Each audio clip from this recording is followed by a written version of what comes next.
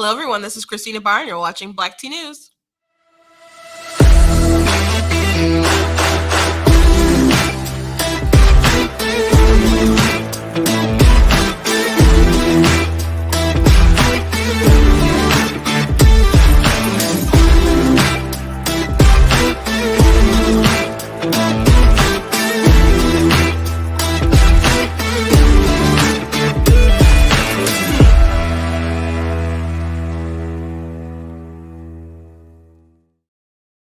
Hello, everyone. Welcome to Black Tea News. I'm your host, Christina Barr, and today we're going to be talking about what else? COVID.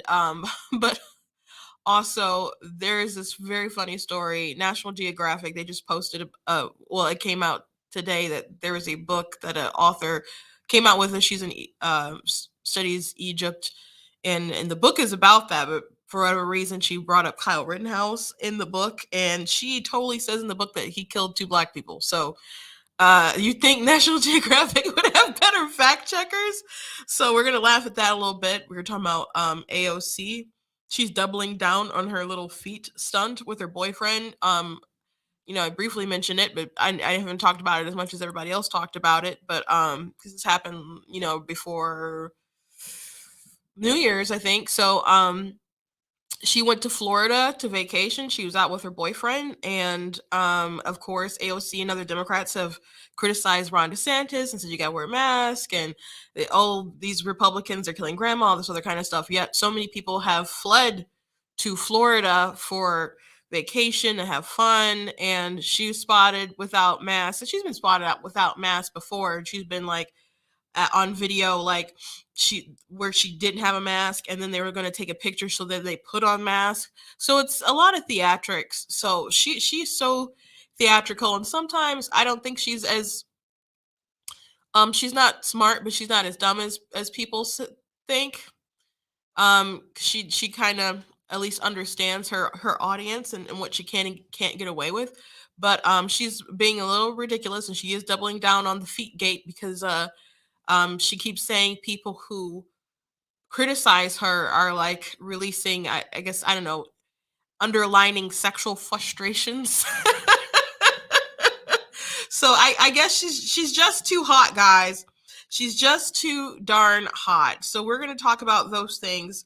But before we jump into it, I do want to encourage you guys all to go to blacktnews.com, check out different articles that I have on the website.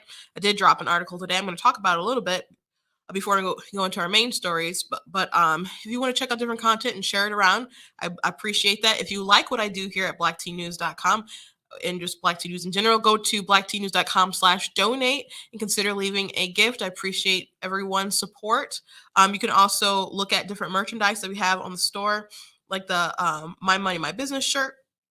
It's your, taxpayer dollars. You should be invested. And when people say it's not your business, it's like, it's darn well my business. Y'all taking my taxpayer dollars. Like, I got a right to speak on issues and different things. Y'all will take my money, at least argue about it. We also got the Constitution's Glorious Liberty document shirt with Mr. Frederick Douglass. They're looking like a goat gangsta right there. And also got the other stuff with black tea. And I do love the You Are Not That Special shirts and mugs and so on. So you can check out all the other stuff, blacktnews.com. You can follow me and please on my social media. It's at Black Tea News on Facebook, Instagram, TikTok, and YouTube. I know a lot of you like to watch on Facebook. Please make sure that you are also subscribing across other platforms, especially YouTube. That will really help me a lot. And then make sure that you guys are hitting notification bells so you know when we go live and we post new videos as well. My only handle of my major following, I guess, on social media that is different is my Twitter, and that one is at True Black Tea. But if you want to find out where I am on all the social media platforms, if Black Tea News is too hard to remember, you can just go to blacktnews.com and all the links are there. So let's jump into the funny stuff. I have a meme here someone put together, this AOC tweet with Ron DeSantis, because people were saying, where's Ron DeSantis? And turns out this man was like with his wife, who was battling cancer, by the way. Like, where's DeSantis? And so I don't know, maybe just distract from all the craziness.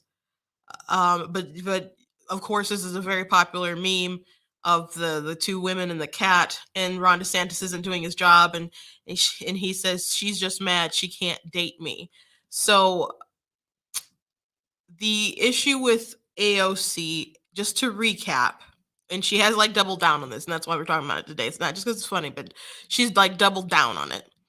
So, she went to Florida, the free state of Florida, where a lot of people go and have fun in the sun, to escape the tyranny of the blue states. Bill Maher has said, red states are a joy, blue states are a bother, and everyone knows it. And people can complain about Ron DeSantis, but people all want to go to Florida. It's not just because it's been a nice state, but I mean, California has nice weather and all that kind of stuff too. But no, people aren't fleeing to California. They're fleeing to Florida.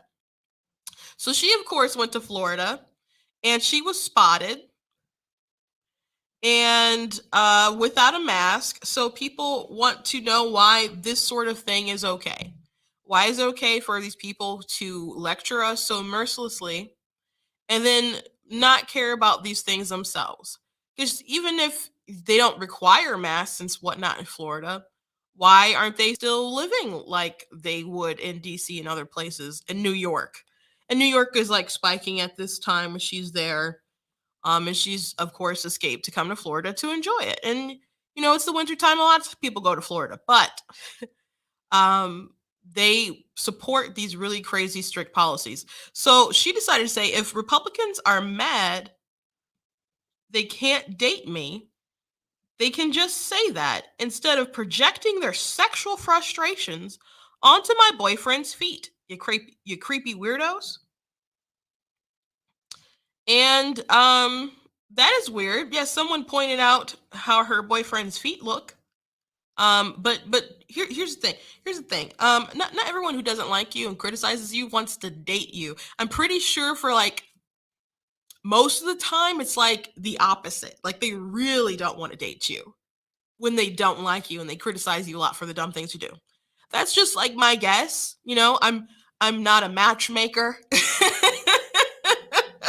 or any kind of expert on the issue, but that's just like my assumption that if people like dislike you like all the time, it's not so much because they want to date you, and they're definitely not going to move from AOC if they had all this pent up sexual frustration and then shift it to her pasty boyfriend's feet.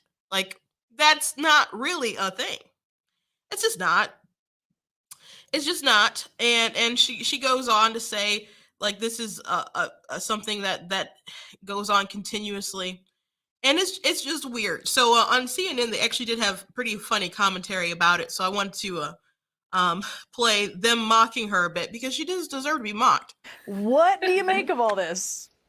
Well, first of all, I woke up like this, so I think you have an authority on people being sexually frustrated by my mere existence. It happens all the time, and I'm glad to be able to discuss this important issue with you. The plight of the super hot in America has long been ignored, and AOC has started a national conversation about this. And, I know we've all dealt with it, and by that I mean AOC and you, Brianna, and myself, and John. Well, and the point is, we could start an organization or something. And just the other day, I noticed the IRS keeps sending me notices, even though I've never expressed any interest in them. And it's like, why are you so obsessed with me? But one day you wake up and you think to yourself, is there more to life than being really, really ridiculously good looking? I did it, and now I'm here. AOC did it, and now she's a congresswoman. And in that capacity, you have to answer questions. And I'm goofing on this because it's goofy, but to question the motives of every questioner you come across, I don't think behooves you. Yeah. So you shouldn't just be questioning every single person who does not like you and just jump to they must really, really want to date me. Because of course it's ridiculous, but that's something that AOC keeps going towards. So I saw on Instagram, it looked like she put on her Instagram or Facebook stories or something, but she was with her boyfriend again and talking about how people are obsessing with his feet. And it's just really not that deep. It's not obviously not about that. but if you're going to like really push the policies and stuff in your state and criticize other people who decide to live differently, and then you want to take advantage of the freedoms in like a state of Florida. Now, of course, I said Florida people notoriously go down to Florida, especially when it gets cold, and it's not as cold, and I would assume it's not as cold like in New York right now that it is in like where I am, but people do flee down there. But you can always go to California to Newsom's little tyrannical paradise. You could always do that, but no, they go to Florida and they enjoy their time there. There's a lot of people moving to Florida and different. I saw a Zillow like hot list for where people were moving, and of course, top of the list was people who were moving down to Florida, and they were moving to other cities in other red states. So it's just interesting. People do vote with their feet in the end. They may not always decide what's smart at the ballot box, but they do decide where they move eventually. And you see people escaping to Florida. So just a little more silliness from the Congresswoman. So I wanted to talk about this article that I wrote on Black Tea News. There was someone who left a comment on one of my videos, and they said she's religious. That's like all you need to know or something. And it was so strange because the video had nothing to do with religion. So I'm going to play this video. Now, people were really talking about Biden after he decided that he was going to resume the payments for student loans. And people on the left were upset, like, this isn't why we voted for you. And the person in this video I'm going to play, because I was a reply video to him, and they said, we knew you were lying anyway, but we voted for you not to get rid of, to Trump. And obviously that's crazy. That's crazy. You knew they were lying, but you just went with it anyway. But a lot of other people have pointed out that Joe Biden has a long history of making, sure that you pay your student loans, that you can't like bankrupt them. So here's a little bit of the video that I had put on TikTok. And I want to talk about the response that the comment that the person had in the article I wrote.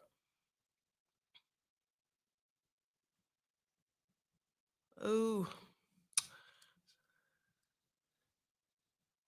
I got an error right now. I tried to play it. Something's wrong with my codec. Okay. Well, I guess I will let you know what it was. If you go to the article, the video is right there. So there's a big TikToker named Consciously, and so he went on about the student loan thing. So I replied and said, Democrats rely on their voters to be emotionally charged rather than factually informed. And I said, Joe Biden actually bamboozled no one. It was very easy to find out the kind of person he would be and how he would vote, but people were so wrapped up in who Donald Trump was, or how people made them believe that Donald Trump was. That was the most important thing in getting him out of there. And so I've seen a lot of people upset with Joe Biden over the past year, and surprised about some things and upset about others.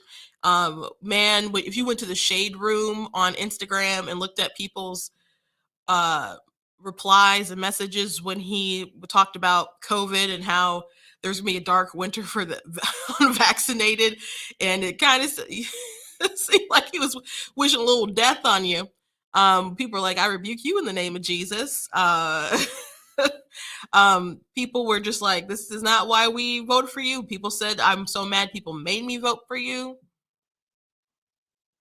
So he's been disappointing a lot of people, but there was ample evidence. Biden has been in office so long. When he was talking about Afghanistan and said this won't be like the fall of Saigon, he was in office in Vietnam during the fall of Saigon. So that's just how long he's been around.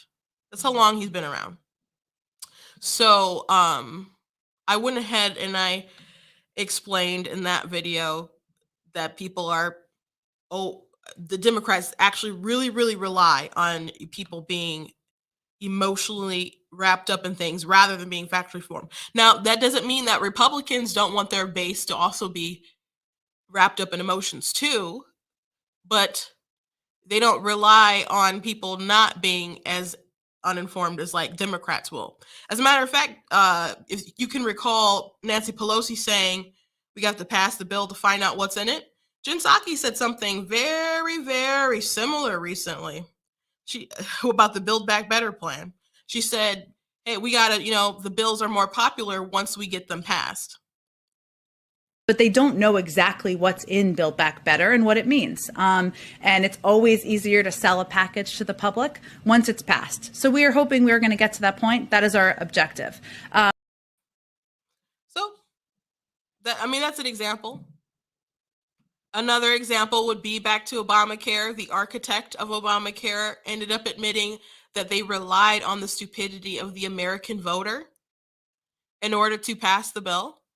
And that if people would have known that young, healthy people were paying for elderly people, sort of to explain it like a Ponzi scheme, if people had known that, the bill wouldn't have passed. So they said they relied on the American voter not being informed.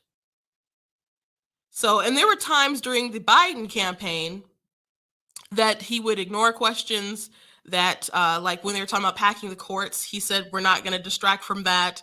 They're like, well, this is what American voters want to know. And he's like, no, it's not. He would just gaslight them like, no, it's not. It's just like a certain people who don't like me.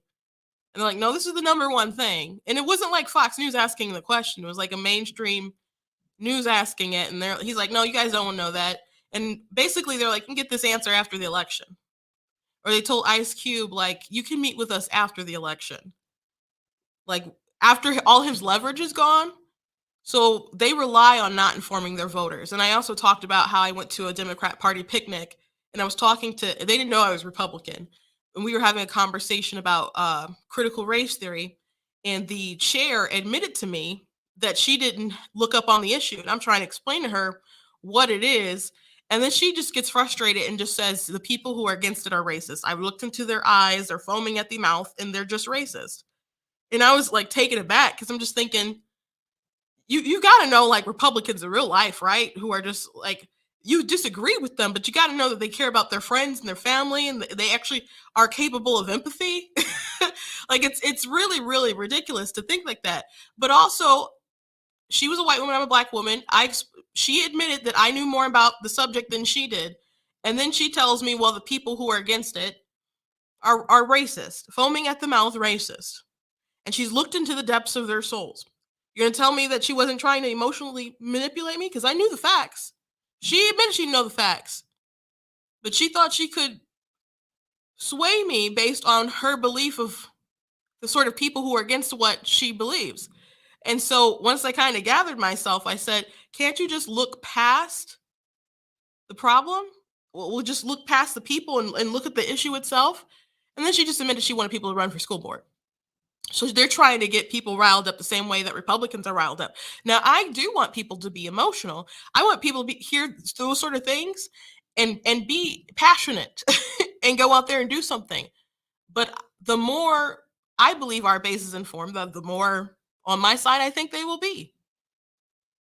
But on the other hand, I just gave you quite a few examples of how the left needs their base to be uninformed. So anyway, that people were upset by and tried to push back on that, but I brought the receipts when I replied to a lot of people.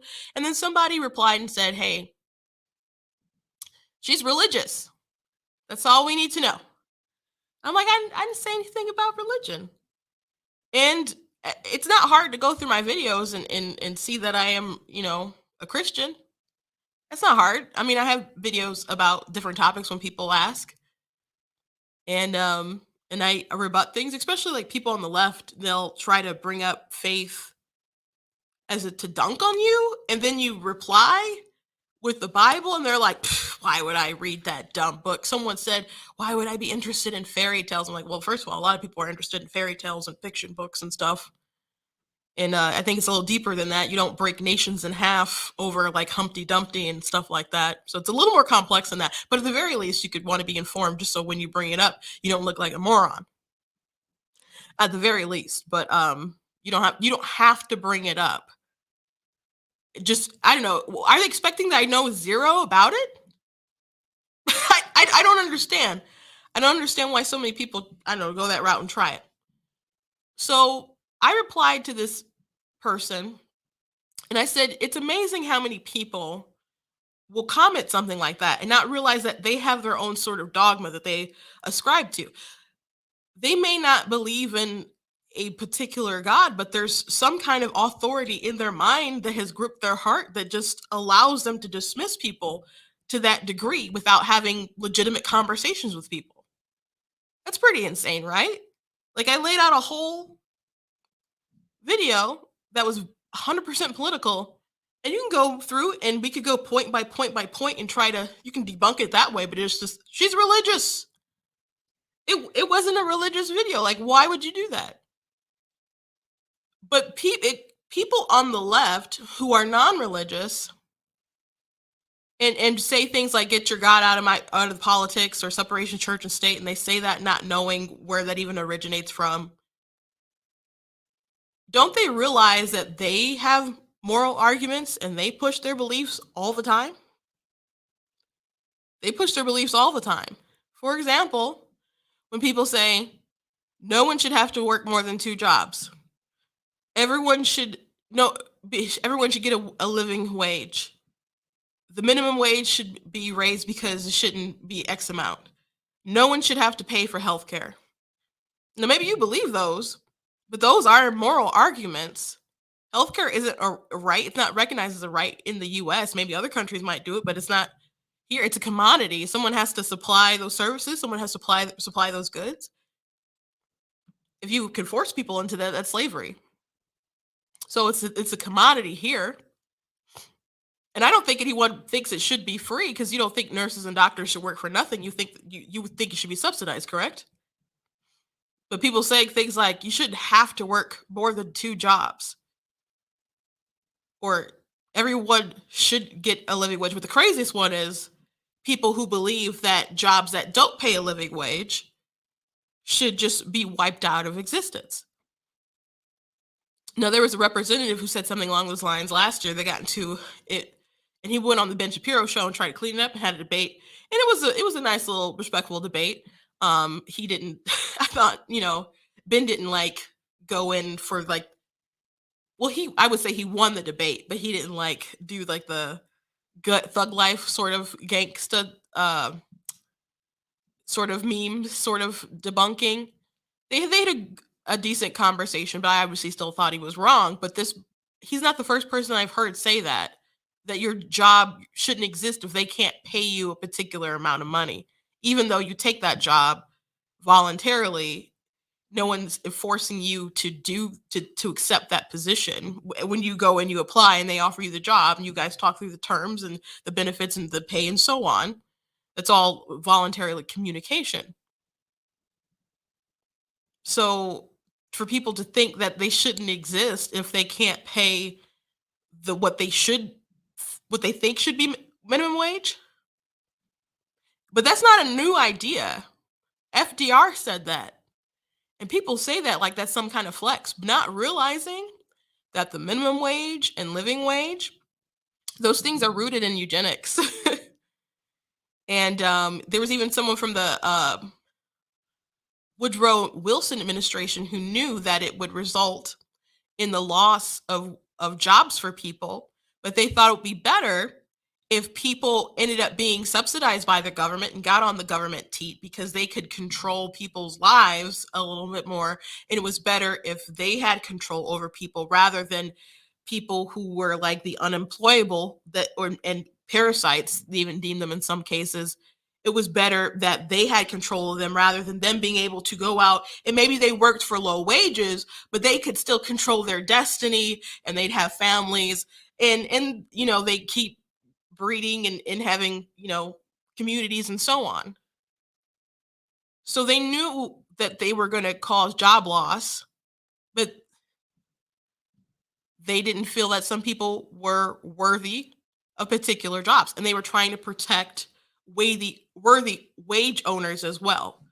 Because if you come in and you believe that you're special and you are too good to work for a certain wage, but there's this, I don't know, black kid or young Italian kid or something, and they're willing to take the job at a lower rate, you're undercutting the ones who's worthy. So that's one of the reasons why they started the minimum wage, to protect the worthy wage earners. I'm sorry. So that's a little bit of background on that. And people can argue their beliefs, and the eugenicists argued their beliefs, and that's why they implemented it. But obviously, I find that immoral that they started this class warfare with the intention of putting people out of work, and also putting people that they didn't think should be left up to their own devices under the government teat to control them. And I think that's immoral. And I think it's immoral to come into businesses and say you don't have a right to exist if you cannot pay for your employees X amount of money. Now, people's wages, they rise over time if the economy calls for it. There's a lot of people getting paid $15 or more right now. And people were like, we need $15, we need $15, we need $15. Now, $15 isn't going to go as far as it did before, because now we have like inflation. But there's people who still won't go out there and work. And that's the number that people were demanding, and people don't want to go. They'll say, well, we're not working because we don't want people to take advantage of us. Well, go start your own business or something. But just sitting out because you feel entitled to a certain amount that you didn't work for, people think that they're the little guy, and they don't realize that they're the elitist person in this story. It's very fascinating. But anyway, you can go check out that article at blacktnews.com. I apologize that my video wouldn't play, but I did post that video on the website. If you go check out that article, it's at the very bottom, and then you can go ahead and read that article. So let's move on. So Joe Biden still is going with this vaccinated, unvaccinated sort of war with the unvaccinated. And I don't believe it's because of genuine concern for the population at this point. They know that everyone's basically going to get Omicron. There is no way to basically stop it. The masks aren't stopping it, which they're beginning to admit. They still want to push through the mandates. Starbucks, I mentioned this yesterday, but I also did a TikTok video about it, and so many people in the comments were like, our jobs are starting to do this too. But Starbucks has said that they're going to make their employees vaccinate, and if they aren't vaccinated, they have to do the testing. But the companies in the OSHA requirements are not required to pay for the test. So Starbucks is requiring their employees to pay for it themselves. And some people have said that their insurance, when they get tested and stuff, it bills them like $200. So if you work at Starbucks, are you going to pay $200, $100 to $200 a week for the testing? I guess it would be better if you just didn't have that job, or you went somewhere else. But it's amazing that they're still pushing this so hard, especially after Joe Biden claimed that there's no federal solution to the virus, but they're still pushing that these mandates and stuff happen. Look, there is no federal solution. This gets solved at a state level. So why is he still using OSHA to strong arm people and strong arm businesses? Lori Lightfoot's like, businesses love them. I bet they don't.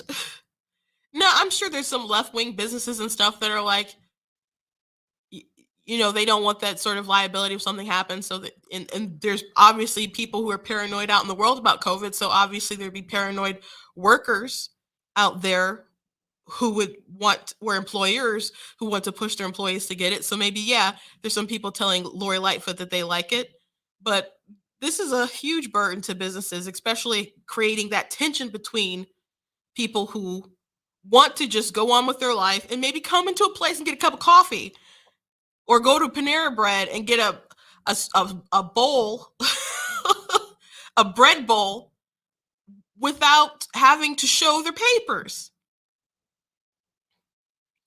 In Michigan, our governor did so many things to people, and there was some people were complying at first, right? At least a lot of people were complying. There were some people like, screw it, I'm not wearing a mask, period, and were very, very, they were like they were antagonists when they went to places throughout the whole pandemic. But a lot of people at first were really, really complying, at least from what I could see. And people weren't going out anyway because people were very concerned.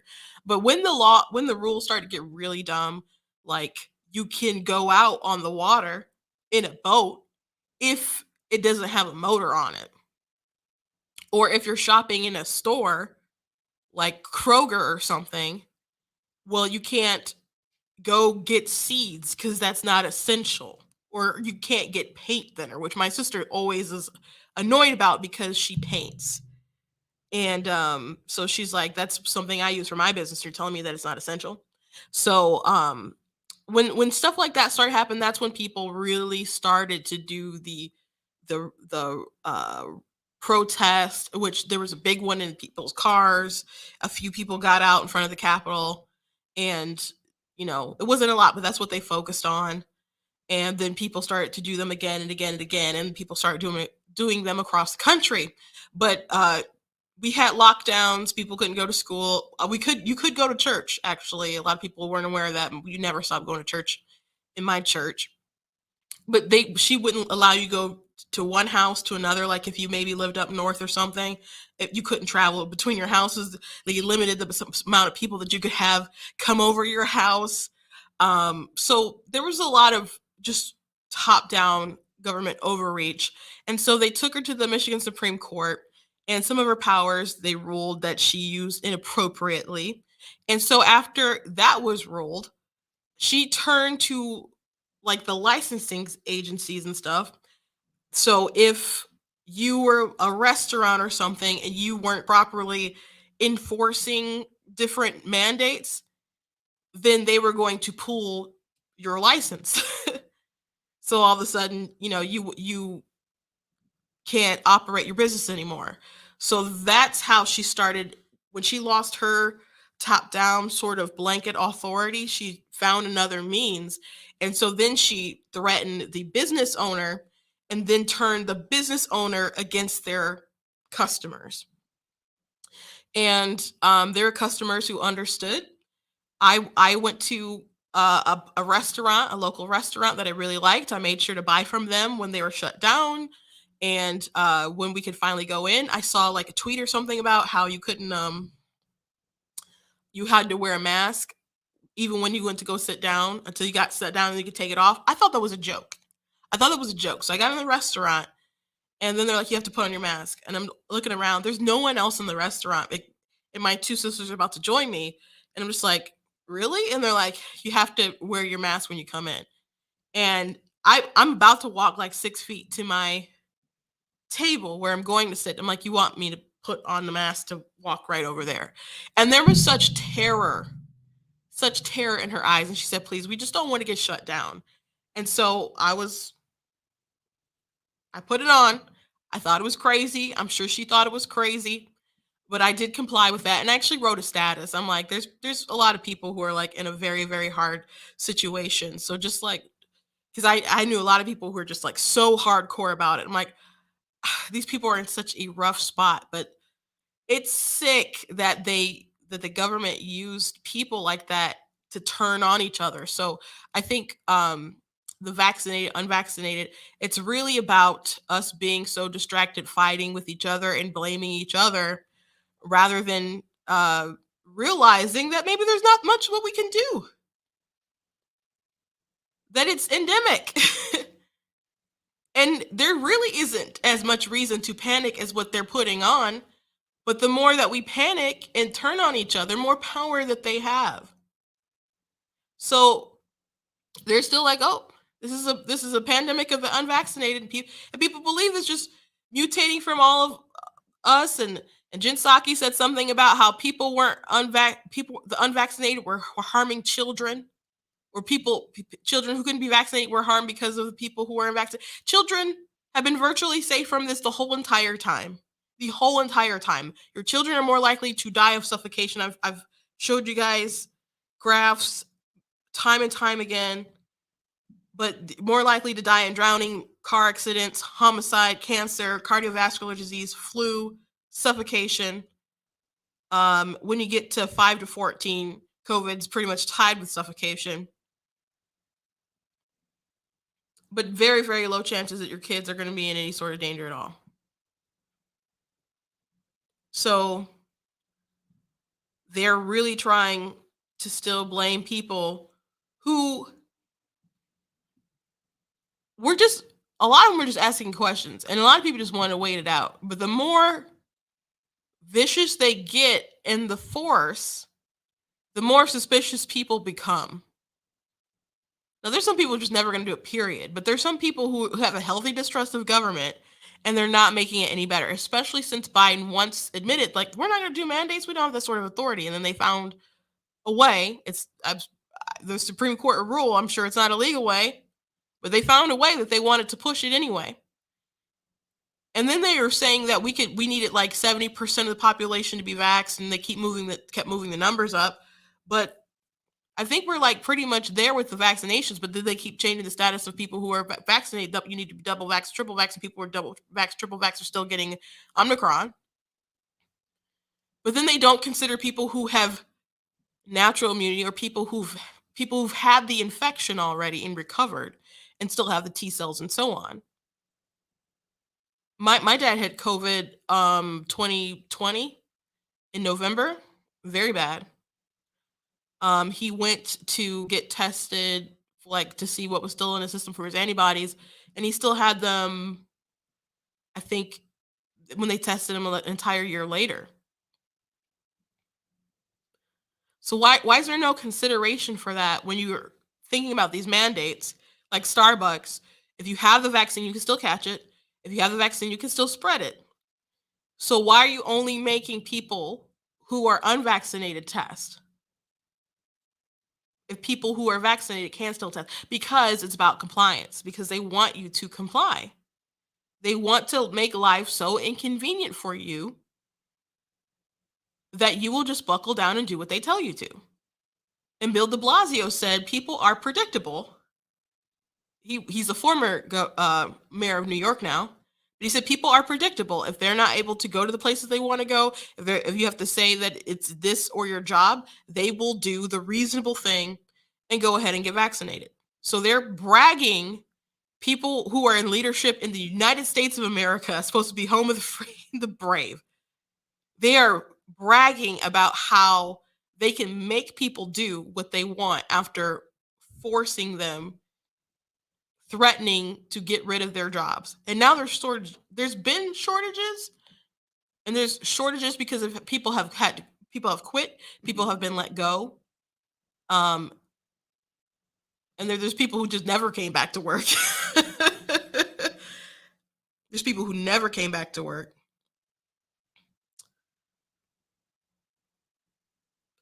It's pretty darn amazing.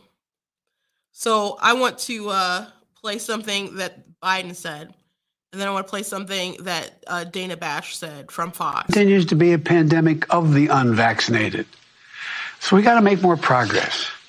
And for patients who still haven't gotten your kids vaccinated, please get them vaccinated. Look out for their interest here. It's the best way to protect them. And for parents with kids too young to be vaccinated, surround your kids. Yeah, so he keeps talking about how the people need to be vaccinated, the how dangerous it is for the unvaccinated. He had a really sick kind of Christmas message, and Dana Bash went on a good little rant the other day. Even during the Trump administration, testing was not great, and that was admitted by the Trump administration itself. So the Biden administration had ample warning about that. What really makes me mad is when they said that they had no idea that Omicron was going to be this way. Like, you learn this in biology school, but also in biology class. But we also knew this because of what we had seen with Delta. Yeah. So it was coming, and now you have people standing in line for 3 hours, and the president says he knows that it's frustrating, and it's frustrating to him too. He's not sitting outside for 3 hours waiting for tests. And we're depleting our small supply of tests by testing everybody who don't even need a test. The other thing that I'm going to take exception to is when he said that this is a pandemic of the unvaccinated. Now, I am vaccinated. I'm glad I am, because I do feel protected from serious illness or hospitalization or even death. That said, I have 2 vaccines. I was boosted. I also got a flu shot. And I spent the whole entire week of Christmas sick as can be, after getting 2 negative rapid tests, 1 positive test, and then a negative test in order to come back to work.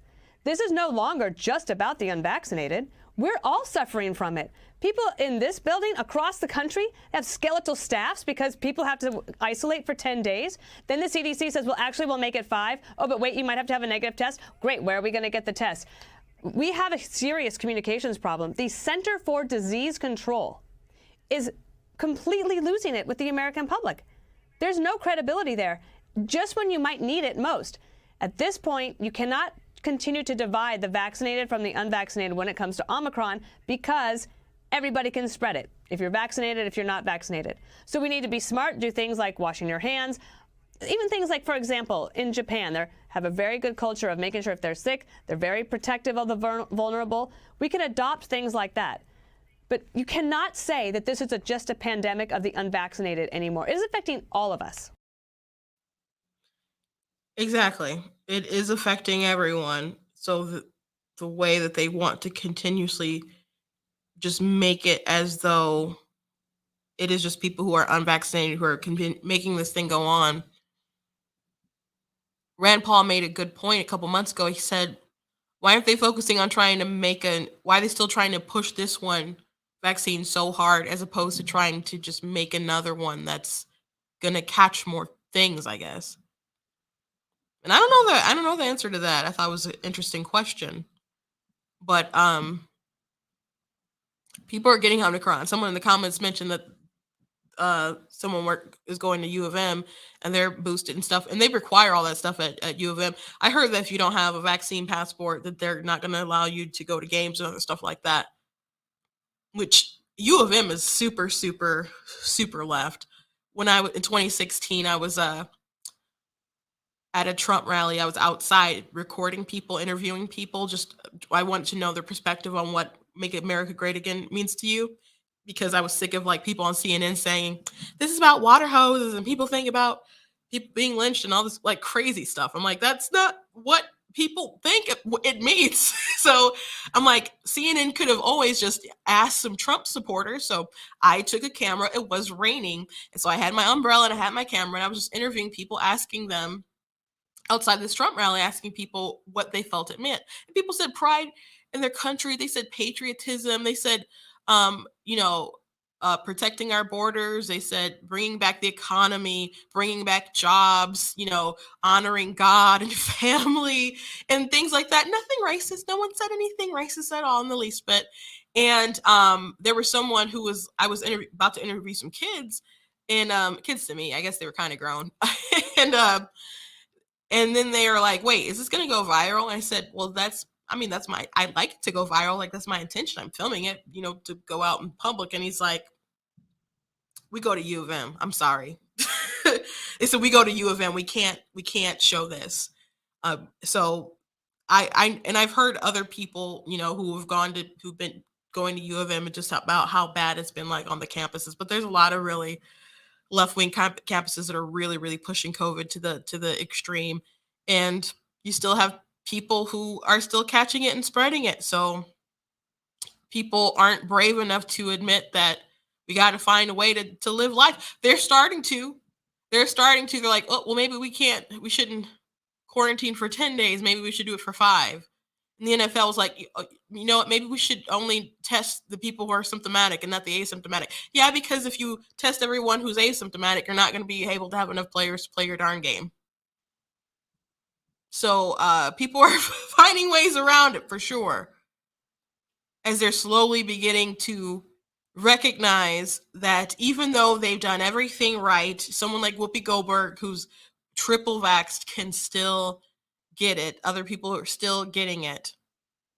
It's affecting everyone. So you don't have to continuously keep turning people on each other and be angry at people because they would not comply.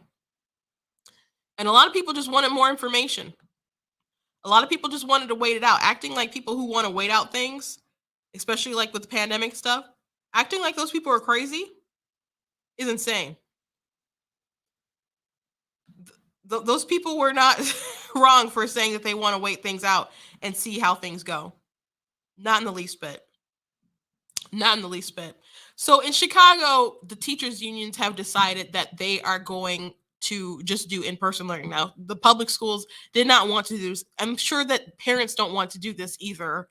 And children don't want to do this either. A lot of people, now there's some people who probably like it's a dream. I probably would have been fine as a kid doing in-person learning. I wanted to be homeschooled. I did have a good um high school experience, I guess. I had a lot of good friends and stuff like that, but middle school it was rough at first and stuff. I just really could have flourished on my own and learning stuff on my own anyway, I think. But my parents didn't want to do that.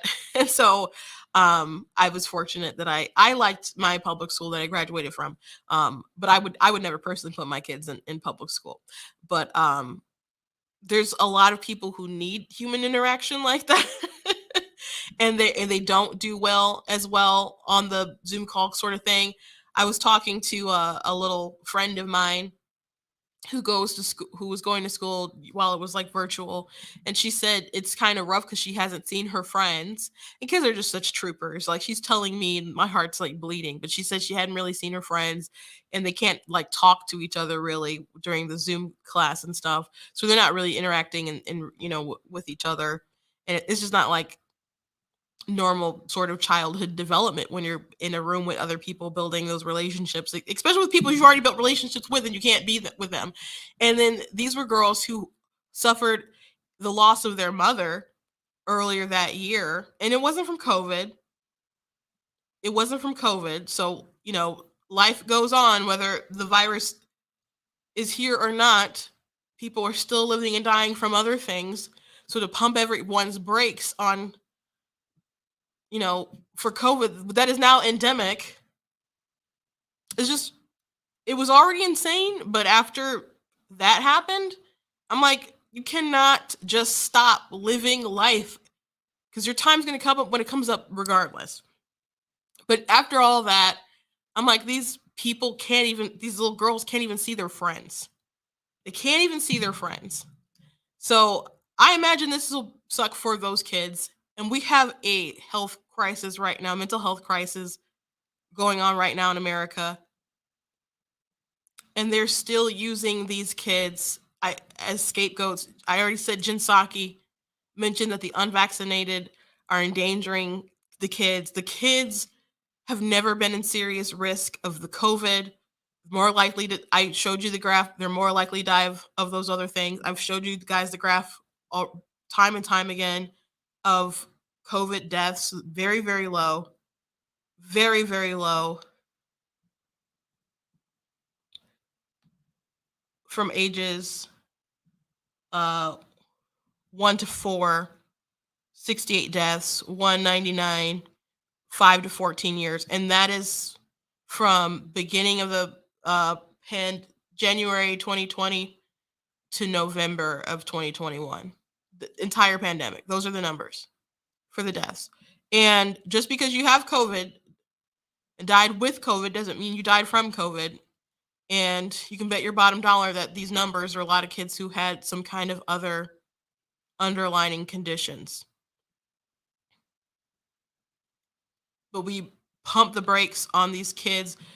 I was at an event and the RNC chair, Ronna McDaniel, was talking about her kids and just how they had struggled with school. And she was so fired up and so passionate about so much harm that had happened just from the pandemic, things that just didn't make any sense with the schools. And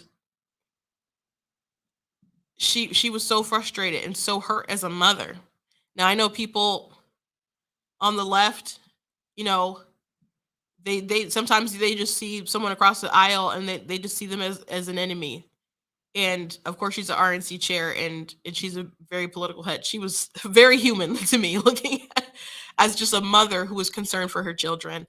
And I hope people who run for office, especially like in Michigan, I hope that they can convey a similar fire and a similar passion when they're like on a debate stage against Gretchen Whitmer, to just tell how damaged a lot of people have been throughout this pandemic. Not just kids, people have lost their businesses, lost their dreams.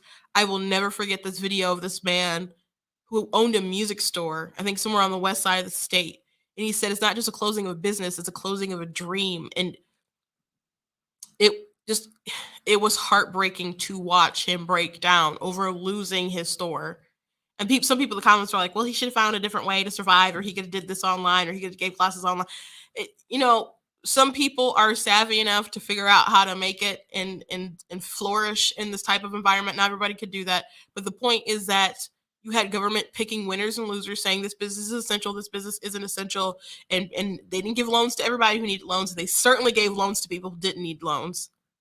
They still will give loans to people who don't need loans. And a lot of people had to suffer. A lot of people lost businesses, closed up shop, and there's businesses still closing because they can't get work. Because at the same time, when they were closing down these businesses, they also conditioned people to also not work. They paid them not to work. And the Republicans were like, this is a bad idea. And Democrats were like, how dare you say that people would stay home if we give them money? Like, they're not trying to say people are lazy, but they're trying to say they're not stupid. And then there are still people who wanted to go to work and they would not let them.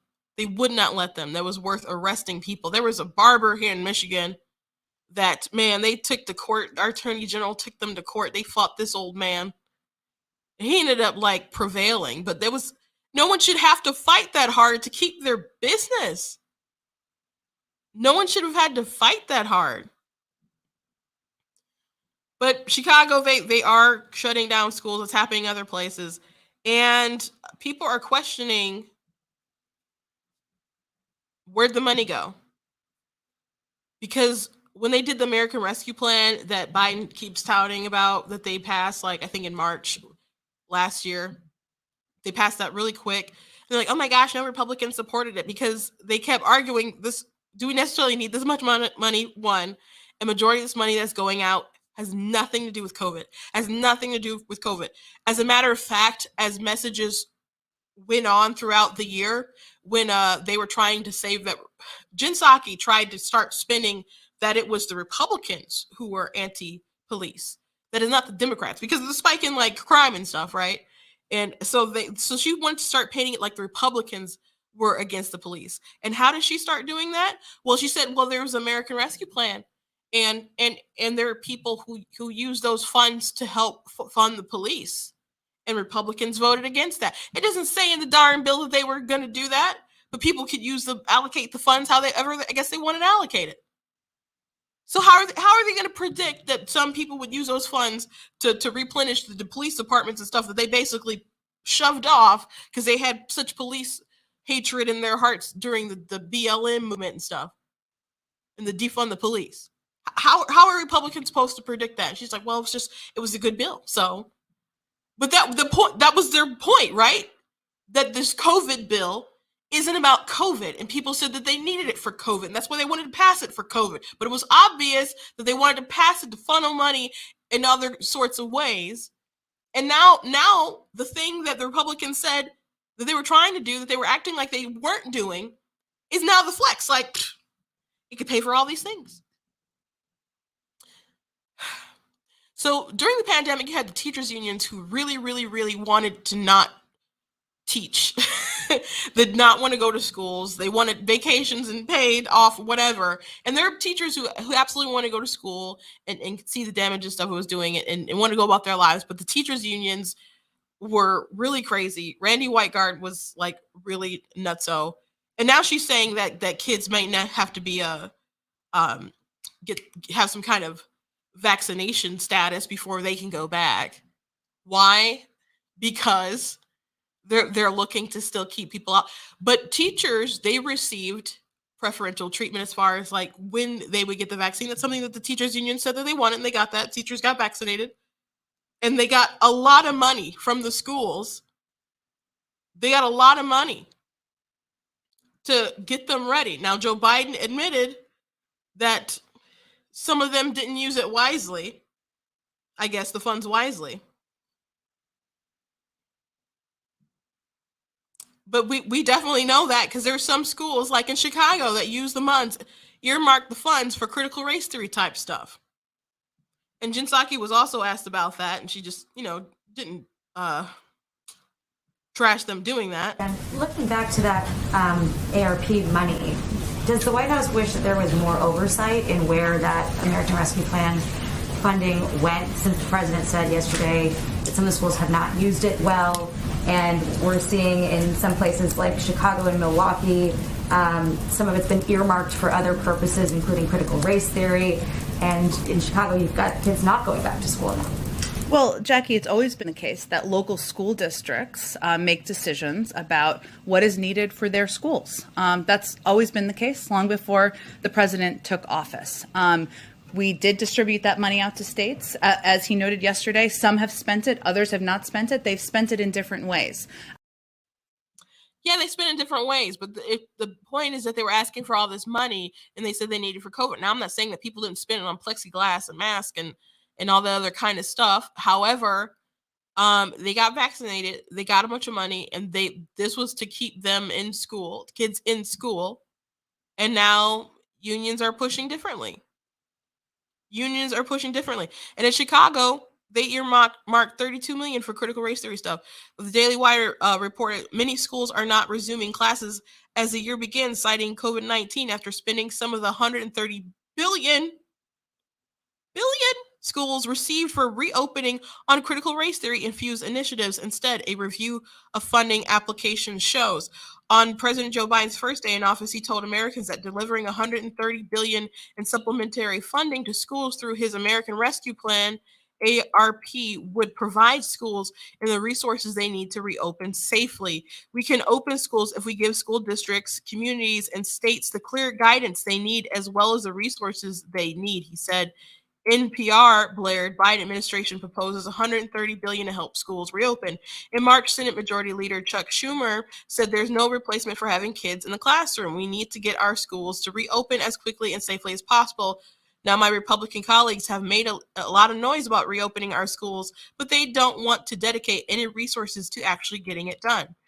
They got the money, yet this month schools in numerous districts will be closed, citing an inability to deal with the Omicron variant, despite receiving money that could have gone towards mitigation, protection, and preventative measures. That, it turns out, could be in part due to a bait and switch, with money passed into law under the guise of public health being used for racial ideology instead. In August, the Department of Education published strategies for using the money. Rebuilding from COVID-19 is an opportunity, the document said, for a culture shift and the establishment of equitable practices. One example of how a district is using a performance assessment in a culturally and linguistically responsive way is the Chicago Public Schools Curriculum Equity Initiative. In Chicago, they earmarked 32 million of ARP money to a comprehensive, culturally responsive curriculum developed through the Curriculum Equity Initiative. The union is voting Tuesday on whether to switch to remote learning, and of course they did. In Milwaukee, they allocated 24 million of its ARP money to social emotional learning, including 100,000 for anti-racism and bias professional development. It will not be conducting classes in person until at least January the 10th. A review of the proposal submitted by states and approved by the federal government shows that their plans for supposed coronavirus money are littered with CRT-infused ideas. For example, California earmarked 1.5 billion to provide school districts with training resources for classified, certified, and administrative school staff and specified high school topics, including accelerated learning, re-engaging students, restorative practices, and implicit bias training.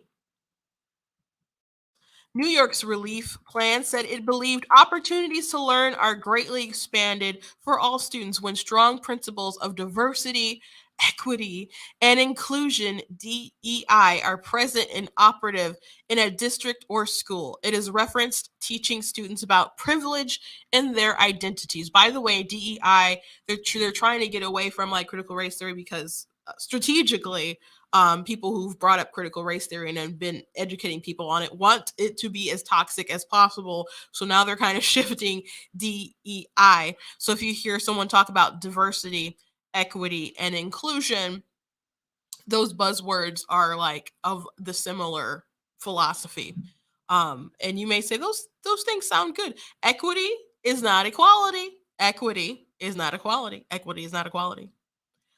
This filtered down into local school districts. The Cumming Painted Post School District said it would use ARP money to play the Equity Collaborative, a consultant best known for its work in Loudoun County, Virginia, and which preaches the 5 tenets of critical race theory. So it goes on. Buffalo Public Schools. Oh gosh, here's Michigan. Michigan promoted using equity lens to apportion money, including spending it on professional development for all staff members in social emotional learning, trauma informed care, and implicit bias.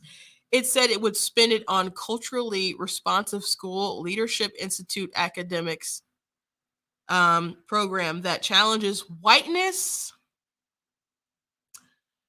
and a bunch of other stuff. Man.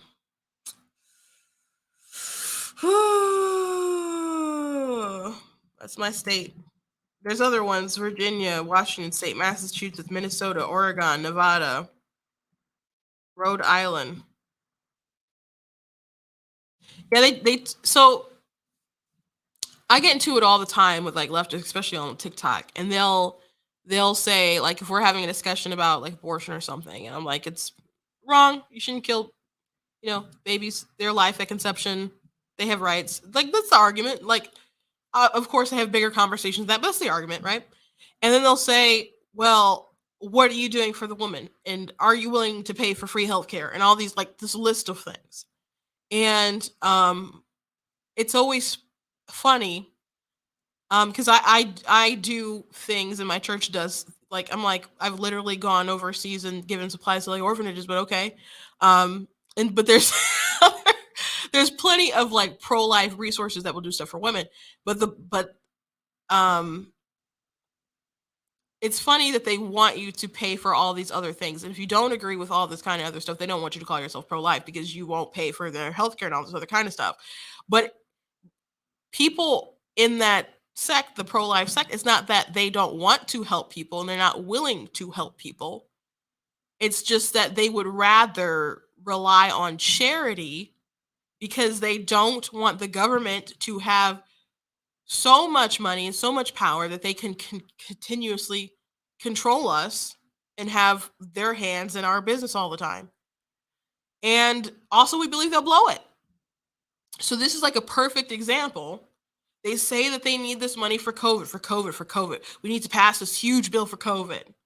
We need to pass this huge bill for COVID. And we're going to spend all these billions of dollars in these school. By the way, they did not give you the full money that they said that they would. Biden, it was like 12. How much did they say they're going to get? A full 1,200 or something, and they gave you the 600, and then they're missing something. No, I think there was a total of 12, but they were supposed to give 2,000. They said that Trump gave a down payment. I'm like, how did Trump give a down payment on something that Biden promised? I'm like, that's a whole different president. I'm not saying that they should have given out more money, but I'm like, they totally did a bait and switch. They said people would get their $2,000 as soon as like Warnock was elected and stuff. And they're like, well, you'll get your 12 or whatever it was. And I'm like, y'all still owe like, or was it 14? Something like that. But they didn't give all the people the money that they claimed that they would. And it was curious to me that with all the money that they spent, why was that where they drew the line? It was so bizarre to me. But they said that they needed this money for COVID. They said that they wanted it to open up schools. They said it was so important for people to go to school. And I do believe that Chuck Schumer and all these people know that it is important for these kids to go to school and that families want their kids to be in school and that there's even teachers who want to teach. But there's the teachers unions that have their hooks in Biden so deep that they really pushed a lot of policy and things that they wanted for the pandemic. And now you have in Chicago, the teachers unions are the ones who decided that they're going to do the remote learning. And there's people, including Democrats, who aren't okay with that. But they got all this money and their list of demands were mostly met. And they blew the money on a lot of stupid stuff. And people will always blow money on stupid stuff because if it's not their skin in the game, people are irresponsible with money that is not theirs, that they did not have to work for. That is a problem with the government. And you can see that in your own life when people when you give money, that if they didn't have to work for the sweat of their brow to have that money to spend it how they want, they'll spend like money you give them, however, that, with a little more thoughtlessly, especially if they know there's just a heaping of it coming. When people have to budget and save, if only we could make the government live as responsibly as a good housewife. But people on the right, it's not that they don't want to give and help with social programs. They are willing to do that on an individual basis, but they are well aware of the fact that people waste money. They take advantage of your money, and they're not only are they taking advantage of the money, they're doing it to push ideologies that people on the right despise. And if more people learn about this and the sort of ideology that's wrapped up in critical race theory and so on, I guarantee you that people across the board would dislike it. But a lot of Democrats are pushing it just because it's a thing that the right hates.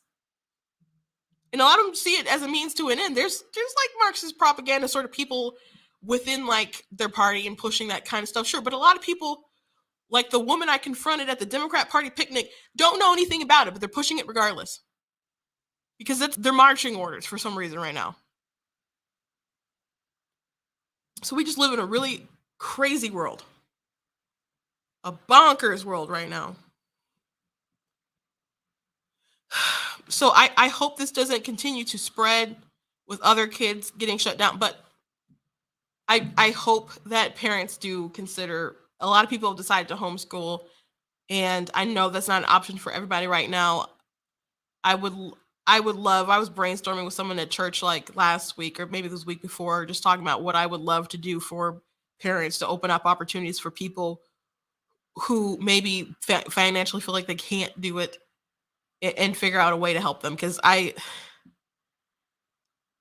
I said, I graduated from a public school that I did really like. And I think there's good ones still out there. And I think there's great teachers out there. But there's some wackadoodles, and we've talked about it on our show. There's some straight up predators. And I mean that in like a ideology sort of way. And I mean that in a sexual way too. I do. So we will continuously watch these things. I wish kids weren't being used as a pawn, especially since they've been the ones who's been the most safe throughout this whole entire thing. And so many of them they've been troopers, but they've been hurt. And I just wish they weren't a game to people.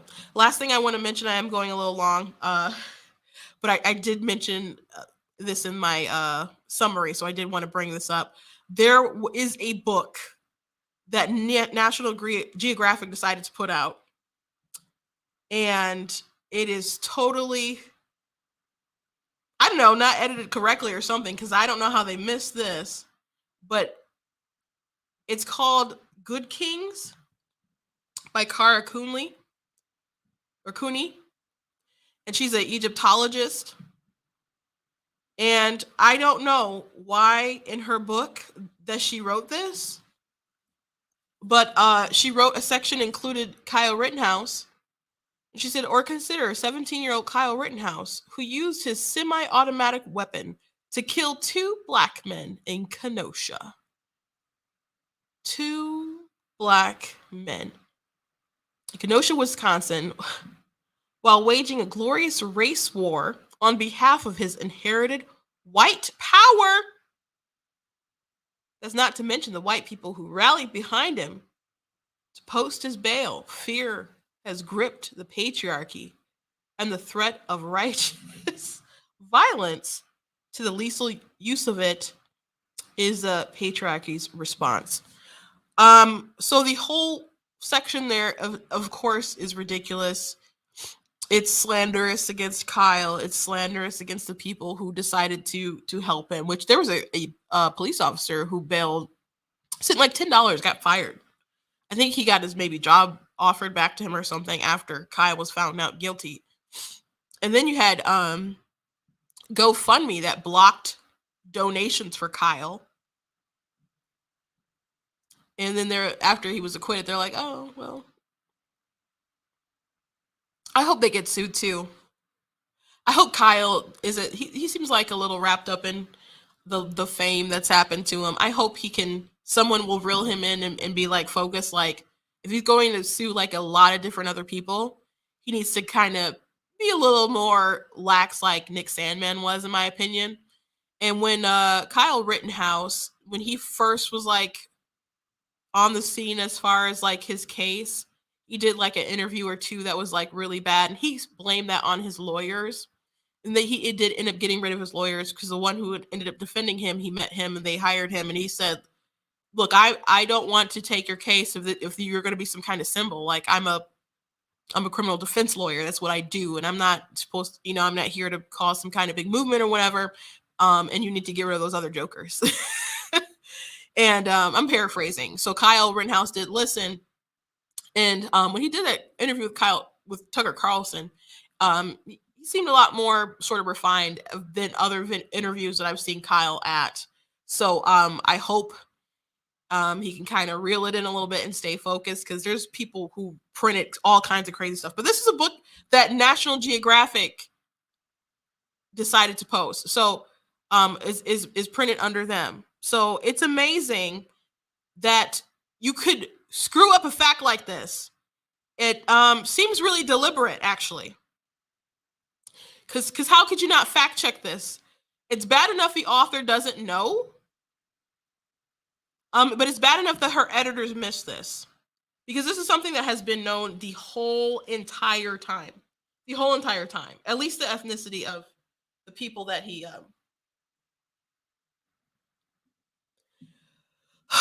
shot. 2 black men in a book printed by National Geographic. And why? I like I said, I don't know what this book is about. But somewhere in there, they just needed to include Kyle Rittenhouse and this really bad false information on it. This story, I guess, is not going anywhere for any time soon. I haven't talked about it too much in a while, but that is crazy. Isn't that crazy?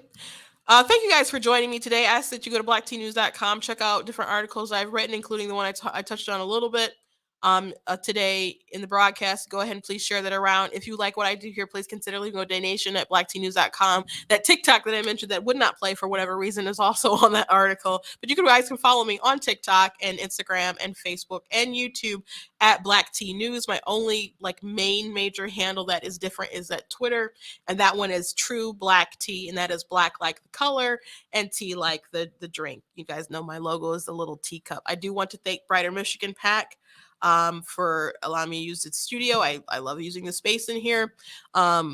If I said something today that triggered you, they don't care. I don't care. It doesn't work like that. I'm just using the space. There's no one to whine to, so you just have to cry in your pillow if I said something that you didn't like today. But I thank you guys for listening and for being a part of the conversation. Tomorrow is a big day. I'm sure you all know that's January 6th. And tomorrow, January 6th, CNN will be live streaming from the Capitol. So we will be covering CNN and some of their less colorful stories that they've neglected to talk about, like Mr. Tubin, who got let go after being caught diddling himself on a Zoom call. We'll be talking about the sex trafficking person who was fired. We'll be talking about Andrew Cuomo and Chris Cuomo, and how ultimately it led to Chris being fired. And now I think he's still suing CNN. So we'll be talking about that. So we'll be having an interesting day. So if you don't want to hear the commentary that people have had for the entire year, people are already dropping articles and doing videos and stuff about January 6th.